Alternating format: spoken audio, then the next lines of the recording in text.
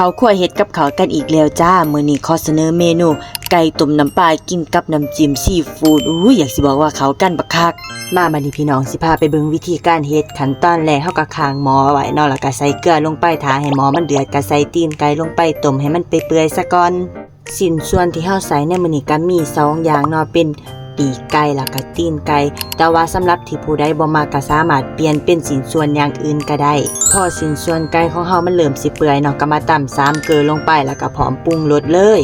เครื่องปรุงก็สิมีน้ำปลาชูรสรสดีซอสหอยแล้วก็น้ำตาลที่ขาดบ่ได้เลยก็คือซีอิ๊วดำซิมรสชาติเบิ่งนัวถึกใจแล้วเฮาก็สิมาตำน้ำจิ้มต่อ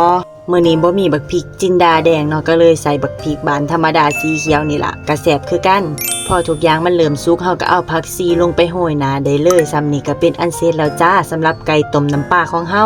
สำหรับที่ผู้ใดคิดอยากว่ามื้อแรกนี่สิกินข้าวกับหยังหรือว่ายามเช้าสิกินข้าวกับหยังดีแนะนำเมนูนี้เลยรับรองว่าแซ่บถึกใจแน่นอน